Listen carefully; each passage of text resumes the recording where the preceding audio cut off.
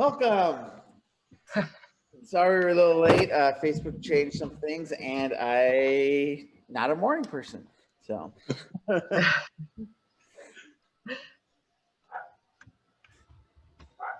Hello, everybody. Welcome to our 5th comic book chat. Only been 5, huh?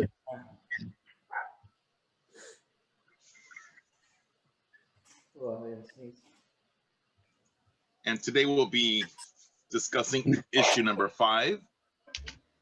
Hopefully you can see me. Can you see me now, Lakota? Weirdly enough, I can't see on my laptop, but if I look at the Facebook at the live stream, I can see you. So I don't know, it's definitely what you do on my laptop. Good, good. So I won't just be a discombobulated voice. Yeah. That's right. All right, so welcome everybody. We're obviously going to go over the next comic book. So far, we've been following the story. Pretty much, we don't know much so far. We just know the Drangay from the last episode this comic told us that they all were awakened from the book, pretty much, if you read the book. So it's kind of where we've been previously. So do you want to go over the covers right now, or do you want to go over? Sure. Can you give me sharing access? I always forget that. Why don't you just let me know before it's too late?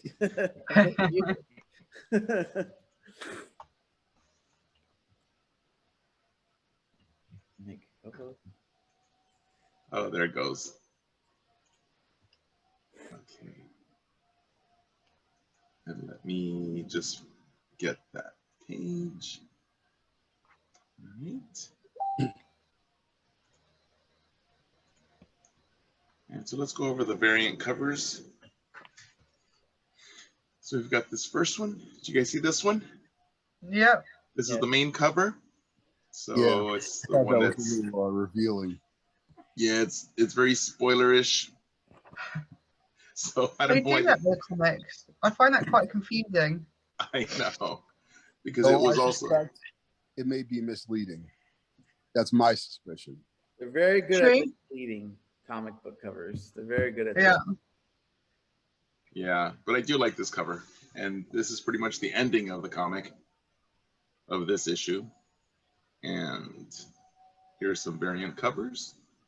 So we have the Mike Mayhew variant A. Oh, that one's cool. You get a nice look at his saber. Oh, that's...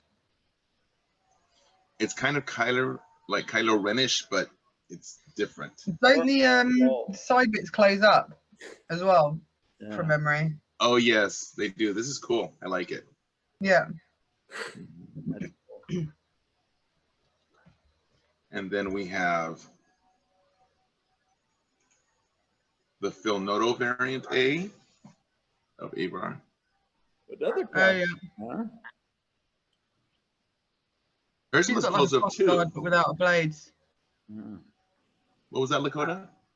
She got cross guards, but without the blades on them. I wonder if they're functional, like against the lightsabers.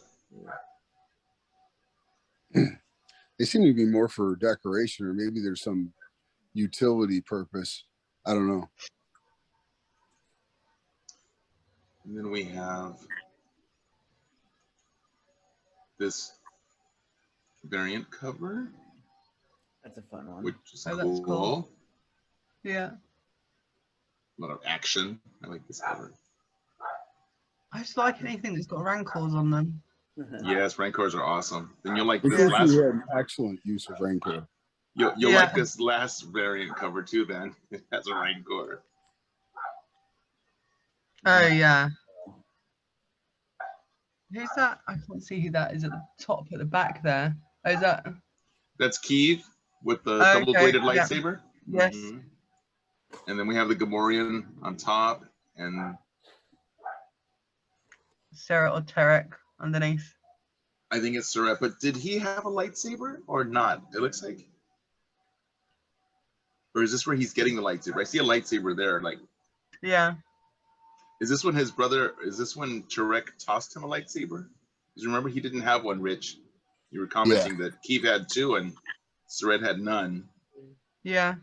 So I think this is where Tarek tossed him a lightsaber, or them. Very possible. And then we have these Virgin variants. So the Mike Mayhew variant B. Well, there's a lot of that version. I like the artwork on these. It's like really ultra realistic. Yes, nice. Oh, Like that armor so, and those arm guards there are just like so metallic. You can almost tap on them. yeah. I know. I like that. It's like silver and gold. Yeah. Nice. And then there's another variant of this one, but it's a darker one. Variant C. Just put a filter over it. Yeah. So this cross guard on that picture, did you guys see how it had the little light going across? Is that just a glare, or is that actually going from end to end? That's actually a blade. It looks like a thin blade, doesn't it? Yeah, it Yeah. is. I read about it a little while ago. Let me see if I can find any info on it quickly while you guys are going through this. That's the Yeah, first it's I've cool. seen this. That is cool. And then here the variant, the Virgin Filmoto variant or Avar Chris. So I don't know if hers has that little blade going through also. I don't see it here, but I'm assuming it would too. It looks very similar. Yeah. Yeah, maybe it's, you got to turn it on secondarily and she just hadn't. I don't know. Yeah, no, not for that one, but for the other one. So on StarWars.com, there's an article about this particular lightsaber, and those cross guards. Can we bring that picture up again? Sure. Yeah, perfect. Thanks. Those cross guards close up as well, so it kind of goes when the lightsaber's deactivated, the cross guards kind of clip upwards. If that makes sense.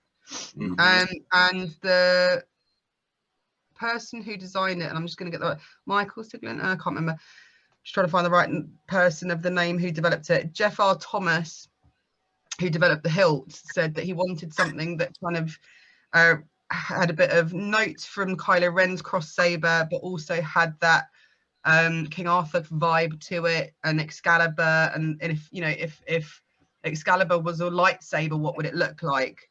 So he said perhaps the crossguard didn't have to be stationary, perhaps it could activate or deactivate with a saber. So after more sketches and some back and forth in Lucasfilm, it was decided that the crossguard would activate as opposed to always being open, which would give the saber the slimmer silhouette while holstered and would lend itself to some great visuals when activated. So I don't know if you guys can see that, but it's on StarWars.com. It's very cool. And it's in the book, the lightsaber collection. It gives you the kind of detail on it. So I think that little red button there is where he can activate and deactivate the crossguard on it.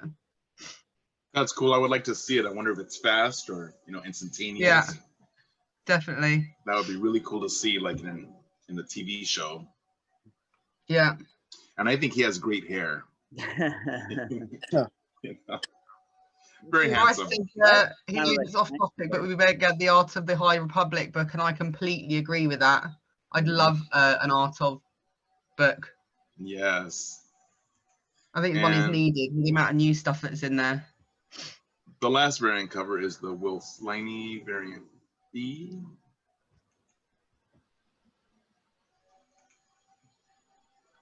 Clean version. How much fun did you guys do just drawing these? These are so cool. So not too many variant covers this time, which is nice. Yeah. There's only 6. Yeah, there's only only. And I did like the little intro, with the Gamorreans, Nikto, battle rankers, like Nikto where? So I started looking through the episode, the issue, and I only found one Nikto. He had no lines. One. And no lines. There's one. Like, what? They put Nikto in the crawl, but he's just like in one panel, no line. Yeah, I spotted that. We'll go over the crawl for this episode. I keep saying episode. Is this the crawl? The one here? Let me see. There is no fear, chapter 5. Attack of the Yeah, Huts. so there is no fear, chapter 5. Yeah. Then it goes on to a derelict hut ship.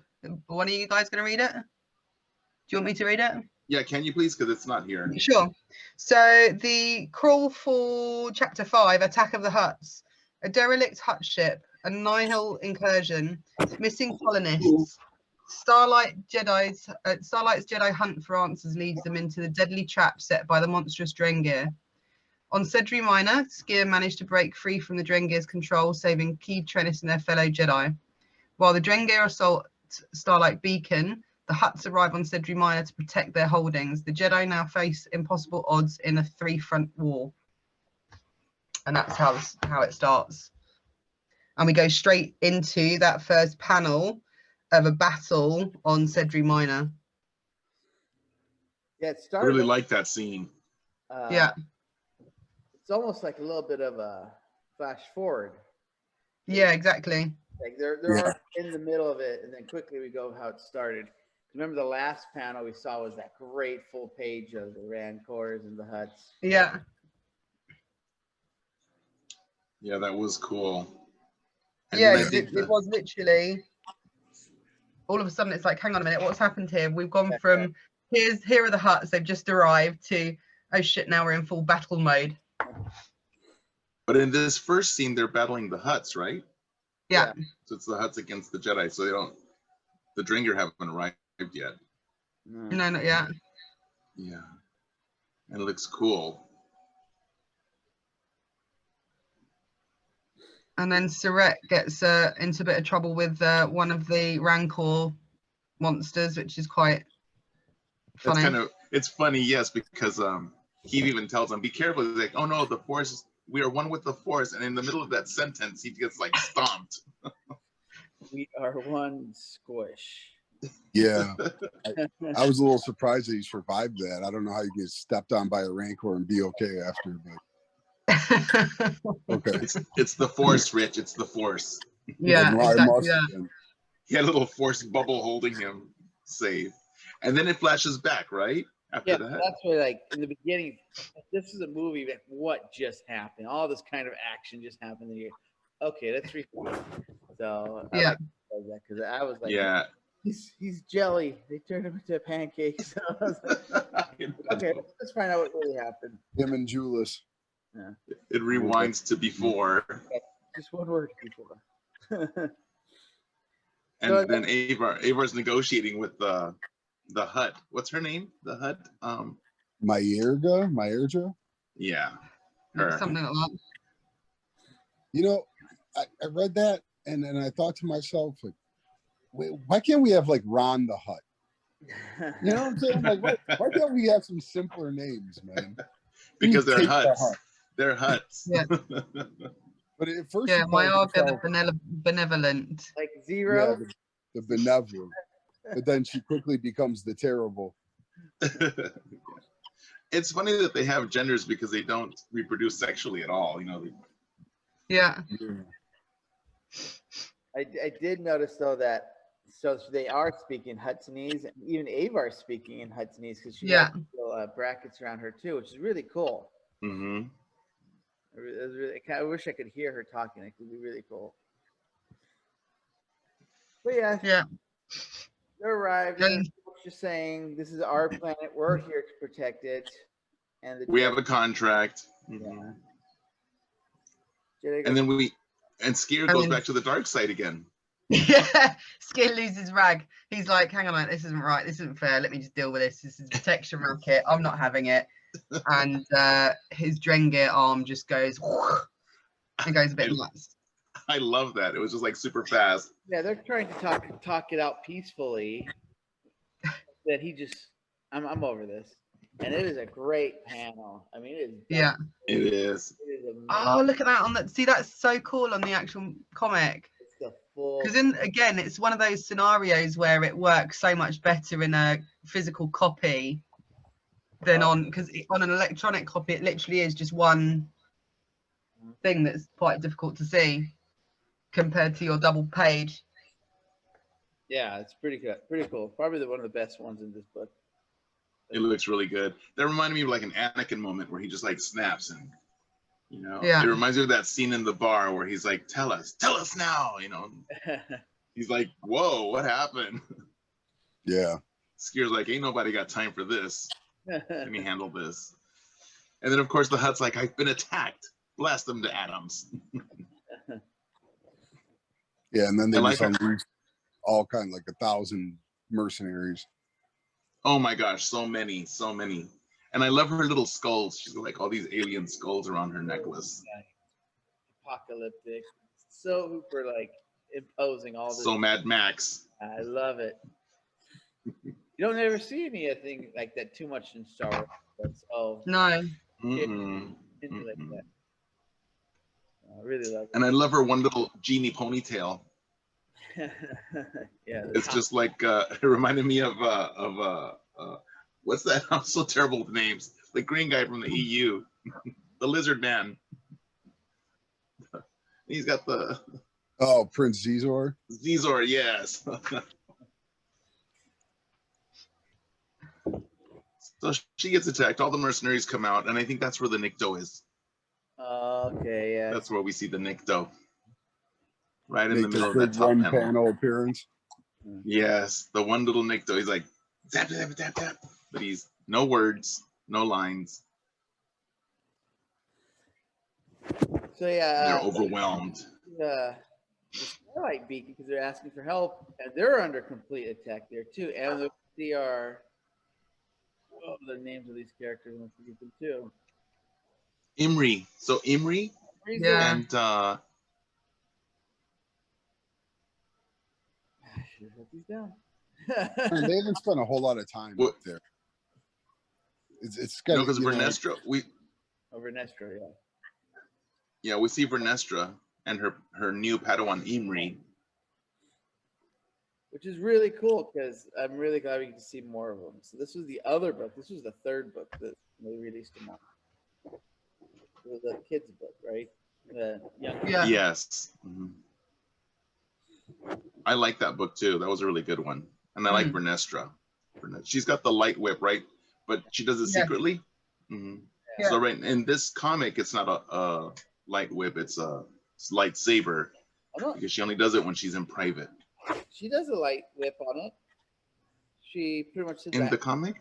in this one. Oh yeah, she does. You're right, she does. This time Emery sees I see it down at the bottom.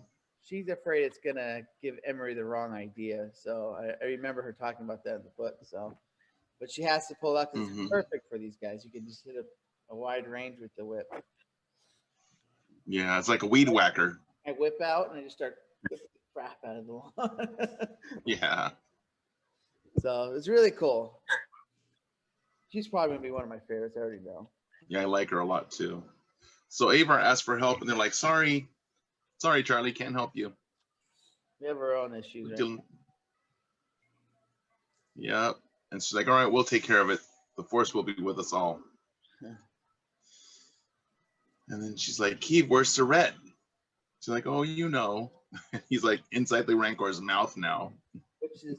But don't you think that's such a reminiscent of Return of the Jedi when Luke puts the bone in the Rancor's mouth?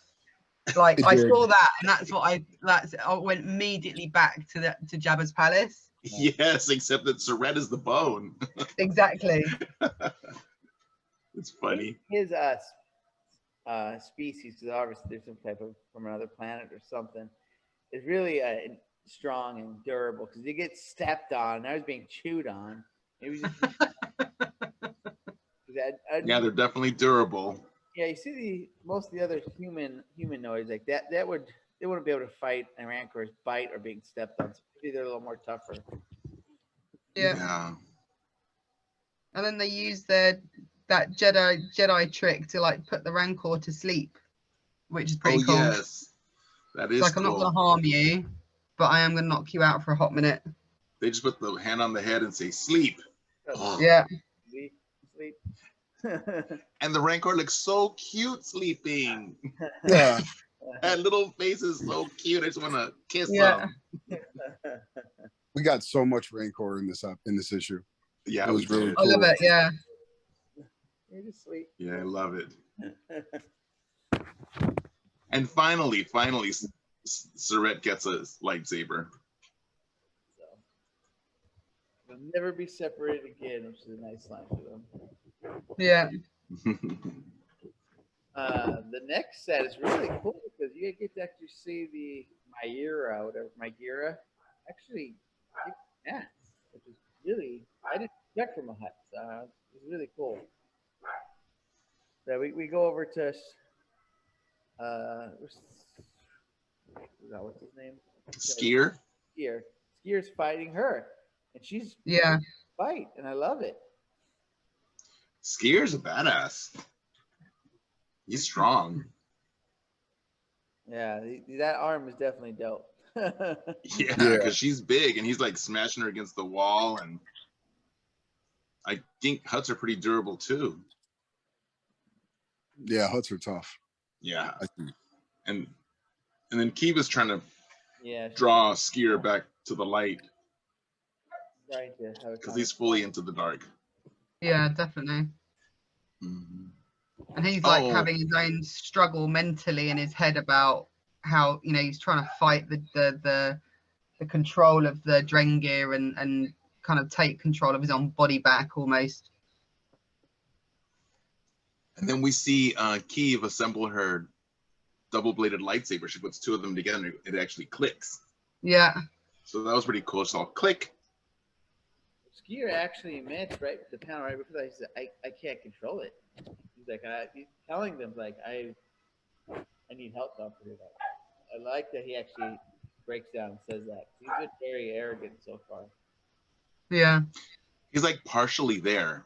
Yeah. So it's like partially there, partially not. He's like going in and out.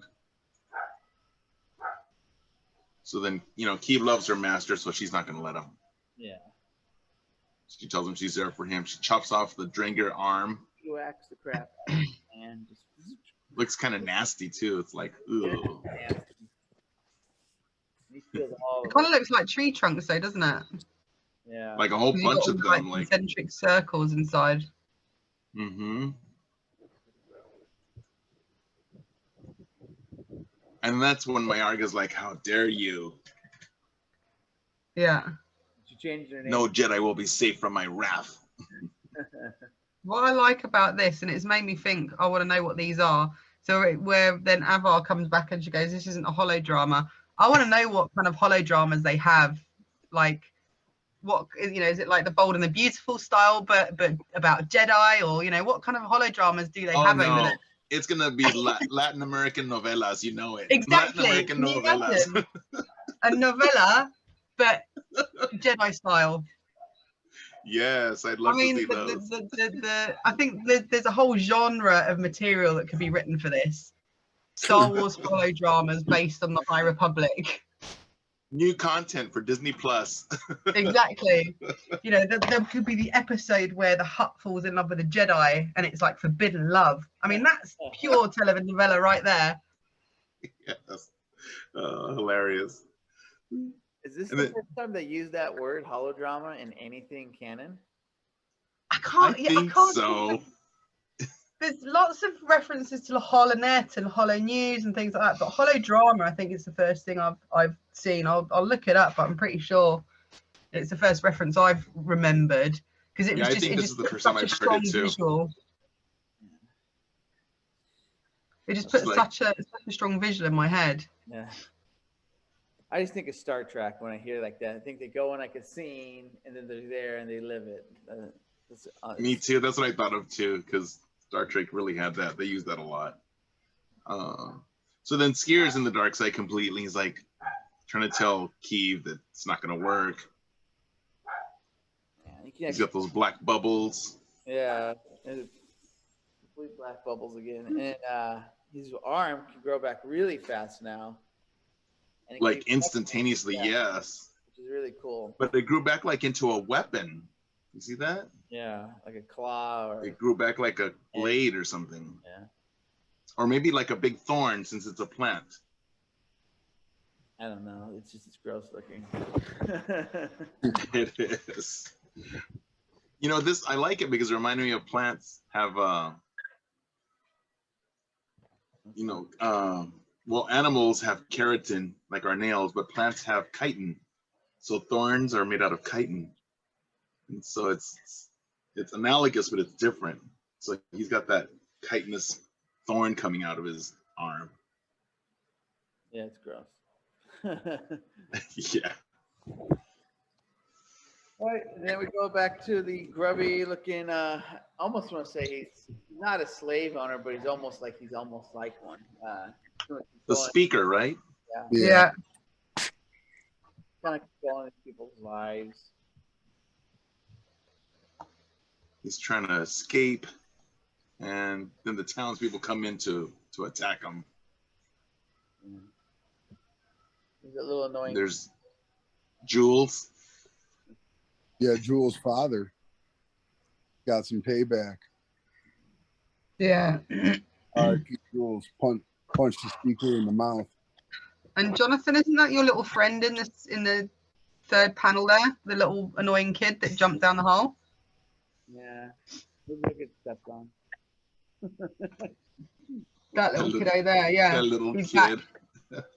The annoying kid He's is got his back to annoy you more. With his grumpy face. Yeah.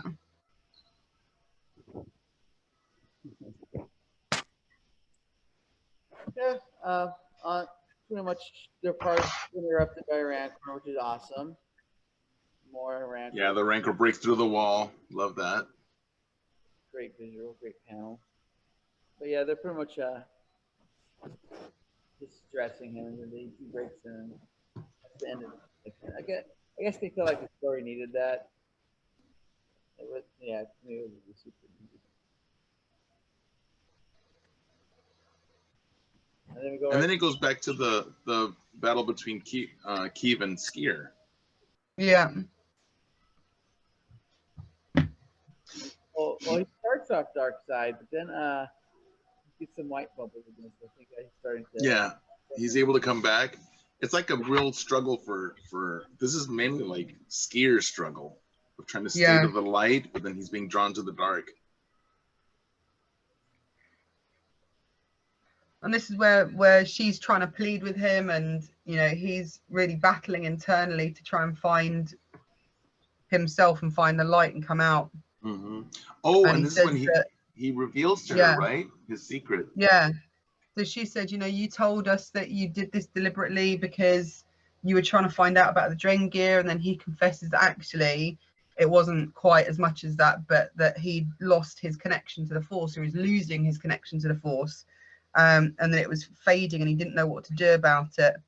And it goes back to, was it the first issue where yes, I think so. She was doing her trials and she got attacked by those like ginormous murder hornets. And he didn't know they were coming. He didn't know they were coming. So that he panicked and was like, this is the first sign that I'm losing my connection to the Force. Also, it makes sense. Remember, I asked when we seen, I think it was the second issue when he says, "Why can't I feel them?"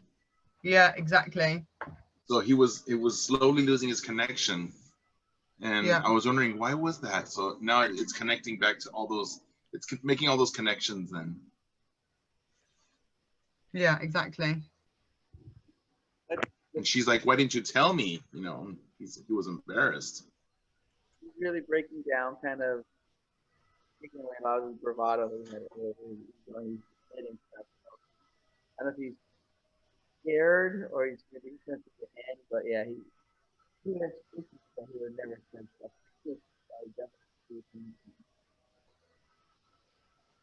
You're a little muddled, Jonathan. Can't hear you really. And then it bounces back to Starlight Beacon, right? We have Vernestra Rowe, and they're like all tangled up in the Drengir vines. And these vines look really thick. Yeah, exactly.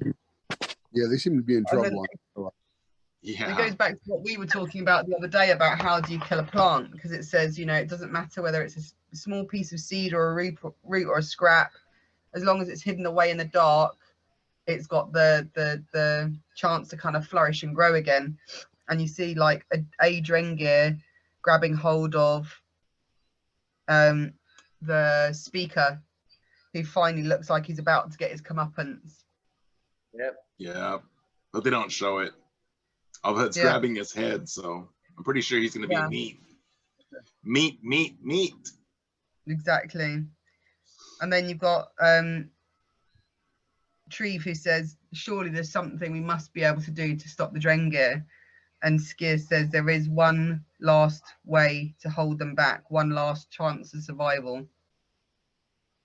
And it's basically then kind of, because then you think, oh, what's it going to be? What's it going to be? And it flicks off to the Hutts realizing that their planet's also under attack. Yeah, So all of a sudden, everyone's realized that in the grand scheme of things, Drengir might be on Sedri Minor, but they're also everywhere, and they've like just come out of everywhere and they've started battling everybody. At the same time, yes. Yeah. all of a sudden they're surrounded. And then my Argus says, no, let's fight with the Jedi. Yeah.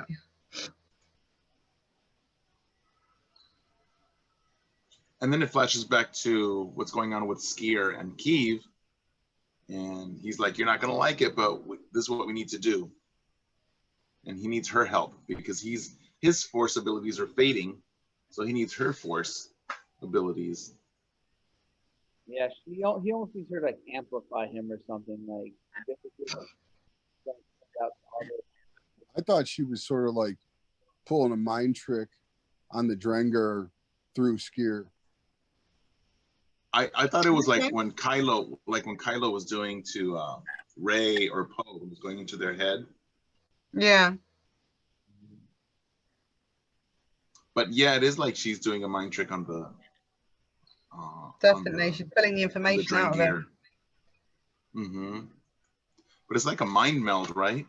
Oh, and we get to see the Nikto again. An orange Nikto. So he's in here twice. Those Niktos. Yeah, so the idea is that they kind of communicate, and again we're going to go back to some Star Trek references, but almost Borg-like communication that kind of feeds in, that says, you know, all of the meat is diseased, so therefore you can't eat it and shouldn't eat it and run away. Right. And they'll communicate through all of the Drengir, making them believe that everybody that they're trying to eat is poisoned, and they'll die if they eat them, and they're rotten and stuff, which is really cool. Yeah, that is cool. It's like through the mycelial network. Yeah. Well, yeah, I just assume this is going to be temporary. Like, matter of hours are going to be like, all right, maybe we can't eat. We can't forever not want to eat them. But I mean, it's only while she's doing it, while she's making them think that. They also seem to be attacking all over the galaxy.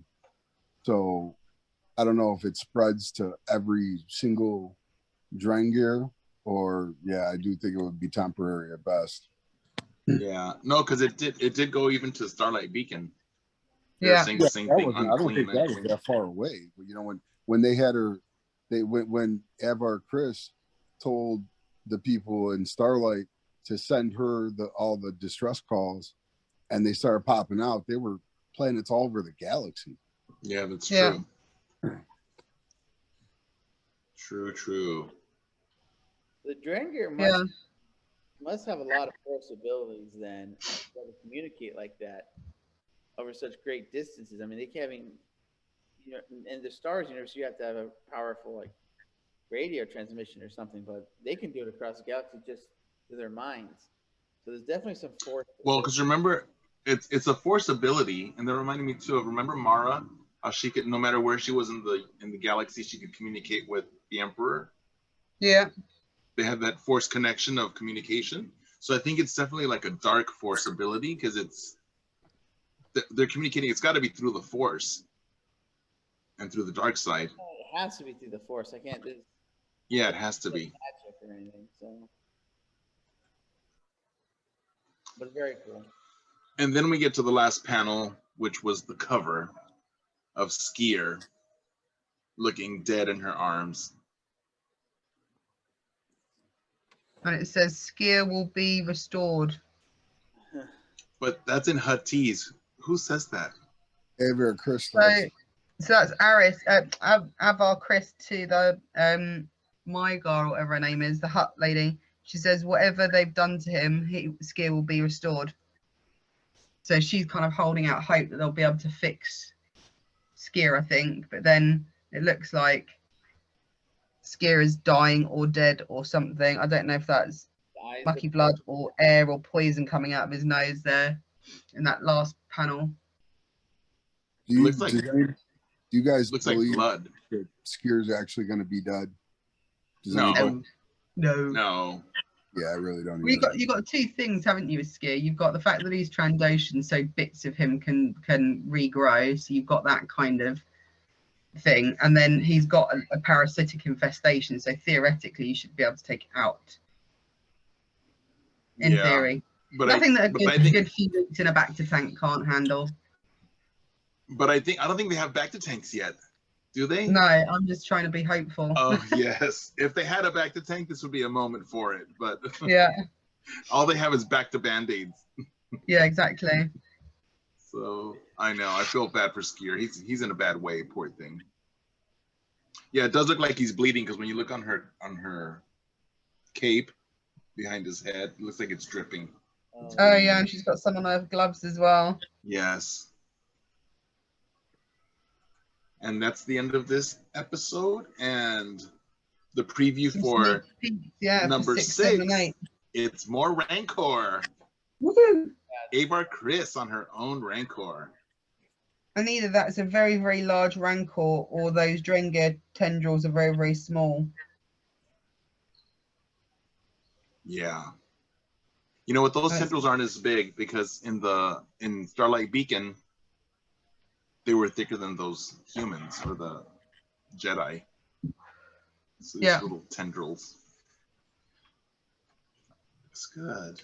I love the. Oh, Pablo Hidalgo just liked my tweet. They showed us the covers for the next 2 issues, and they look amazing too. Because that's obviously a red saber, and then Yeah. more Jedi. So I love the ones coming up. Haven't Oh, that's that double bladed one, the one that's like Dark Ray's blade, but the High Republic version that clips out on the issue 8 preview. oh god, what's the book? The But second, whose red blade is that? Don't know. That's quite interesting. Because it has to be a Sith blade. It has to be somebody who bled that crystal, because that's the only way to get red blades. Find out in a month.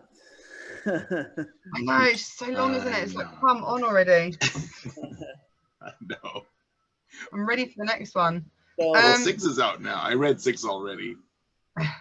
Oh, is it out already? Oh, I missed that. Yes, I already Need to get on read that. it. So holodramas have appeared previously in the novels. So Tarkin, Rebel Rising, Battlefront 2, Shadowfall, a couple of the kiddies books, High Republic 5, which is this one, High Republic Light of the Jedi, and Catalyst. And there's one known holodrama called The Octave Stairway, which is something that Jyn Erso used to watch with her parents. And some of the sketches that she's got in that scene when they're in their little home is her trying to draw some of the characters, apparently. Oh, cool. There you go. Nice. Bit of background for you. Knew I'd find it. Well, thank you, Lakota New.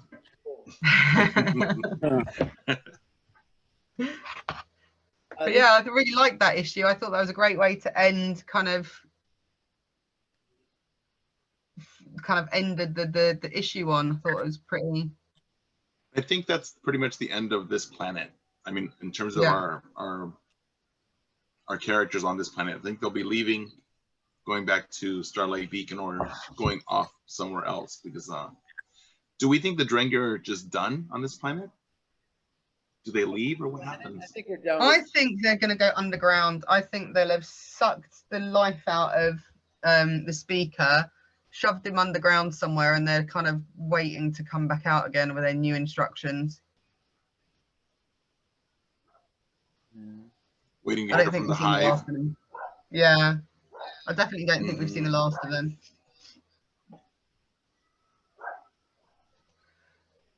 This issue is definitely the most action packed. I think pretty much start to finish. It was.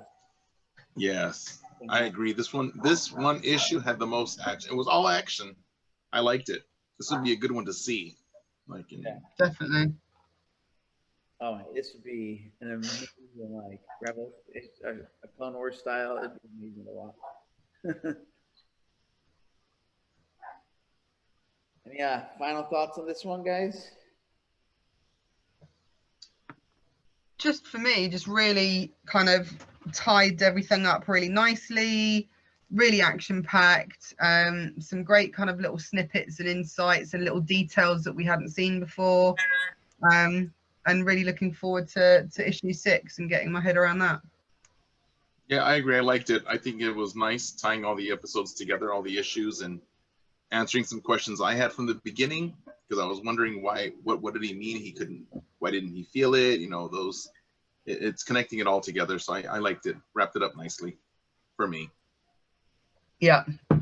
Lots of fun, lots of huts, lots of rancor. Interested to see where they go next. You know, in terms of how bad it is on Starlight Beacon and beyond. And then I guess we'll see how it unfolds in the upcoming issues. Yeah, I just like where this one went with pretty much everything. You got to see the big battle with the Hutts. You get to see how strong she was. You get to see Vernestra with her light whip, whatever. Then you even get to see, which is, I think, foreboding. You see Skeeter kind of break his bravado a little bit, and I think, personally, I would assume he might be on his way out. I know you guys kind of the way, but for him to be changing his character like that, I think he's realizing something's coming. So, but I had tons of information, tons of things on this one, which I really love. So, definitely my favorite one so far. I hope it's not the last we see of the Hutts as well, because the Hutt cartel are pretty cool. So it'd be good to see them, and good to also bring back the Nihil and see what else they've got going on. Yes, that'll be cool. Well, we have like 5 factions now, right? You got the Jedi, you have the Hutts, you have the Nihil, you have the Drangir, and now we probably have the Sith. Yeah. 5 different factions. That's cool. I'm excited. Yeah, definitely. There's a lot going on. Definitely a lot going on. Jedi have their hands full. You guys started reading the new book yet? No, I haven't. It's literally, UK publishing is a nightmare. So I've got the Golder book version, which isn't coming out until next week, I don't think, because they're busy filling in the autograph pages, which is a bit of a nightmare. But I've got the audio book and the Kindle version waiting for me, so I'm probably going to start that this evening. Same here. I started listening to my audiobook because I bought both that came out the same day. And Yeah. I started listening to because they said to read the big book first and not the children's book. So yeah, I'm trying to read that, even though I'm tempted to listen to the children's book because it's only a few hours and I could get that done in a day, but they said not to because it's a spoiler. I thought there was only one release. 2 on the same day. What was the young adults book called? Race to Crash Point Tower. Yes, that's the one. And that's Jose Older's book. But did anyone listen to when Barnes & Noble had all the authors for like 1 hour? I listened to that one and they were giving some background. And they did recommend that you read the main book first and then the young adult book, because it had spoilers. Oh, so Race to Crash Point read second?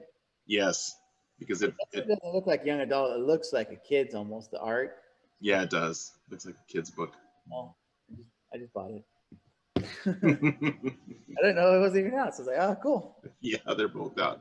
But I started listening to the first one and I had to stop it because I'm like, oh, I need to finish, because I'm in the middle of finishing up another book. It's so hard to be reading so many books at one time. Do you know, honestly, I'm still trying to finish Shatterpoint at the moment because they've started doing a lot of the Legends books, but in unabridged versions. So Shatterpoint's out now, and it's like a mammoth 15 hours audiobook. But the production's brilliant. The production's absolutely fantastic. You know, Kevin and the guys have done an amazing job on that. But Oh, Kevin's yeah, great. I'm still trying to get my way through that at the moment. It's like, hurry up, I want to finish it already because I want to get on to the next one. Shatterpoint's really good. Yeah. It is. I know I'm finishing one of my EUs right now too. It's Survivor's Quest. Oh, cool. Yeah. That is cool. I like Survivor's Quest. Yeah, it was really good. I didn't remember. I had read it long ago when it first came out, but reading it again, I'm like, oh wow, this is really good. Yeah, no, I've got 2 weeks off now, so I'm looking forward to getting stuck right into a hell of a lot of books and stuff at the moment. Yeah, and I'm still struggling to get the other High Republic books, comics. Can't get them in the UK unless I buy them in hard physical copy. Oh, that's crazy. It's a pain in the backside. So if any of you guys know how I can get them in the UK, I would really appreciate it because I haven't got a clue. I can't find it anywhere. It's not on UK Kindle. It's not fair. You should have access to Star Wars. I know. Not on Well, I'm comic. getting mine. I do mine in Comixology. Are you able to get them? No. Nope, not on Comixology and not on Kindle either. So I don't know what's going on. I'm assuming it's going to be the same normal shit about, excuse my French, about publishing rights and distribution rights and stuff for ebooks and whatnot. But yeah, it's quite annoying. That's ridiculous. Yeah. All right, everybody. So you, see you all in a couple of weeks with issue number 6. Woohoo! And we'll find out what happens with Skier. The arc might have to go on a break, not a break, but move to a different book after that. Because I don't know if 7 will be out in time for us to review it. Okay. We'll have to figure something out pretty quick. Cool. Find a way to get you the IDW ones, or maybe transition to something else. Yeah. Yeah, I mean, there's a lot of good series out there. The Dr. Aphra series, the classic Star Wars line. I like the Star Wars line. It's really good. Are we still live, Jonathan? Yeah, we are. Cool. Well, happy 4th of July to all of you guys over in the States. Oh, yes. Thank you. Happy my condolences, Lakota. Everyone keeps saying that. It's just like, I don't care. Happy Sunday to me. I've got a hangover, so I'm going to go back to my position on the couch downstairs. You should have some menudo. Menudo will cure it like that. Oh, yeah. Hey, I don't even think I've got that here either. Out there's a Star Wars marathon on. It's always, being hungover is always a great time for a Star Wars marathon. Absolutely. That's definitely, for sure. Definitely stick that on. Get Disney Plus out. Thanks very much, guys. All right, guys. We'll see everyone in 2 weeks. See y'all in 2 weeks. Peace. Bye, guys. Bye.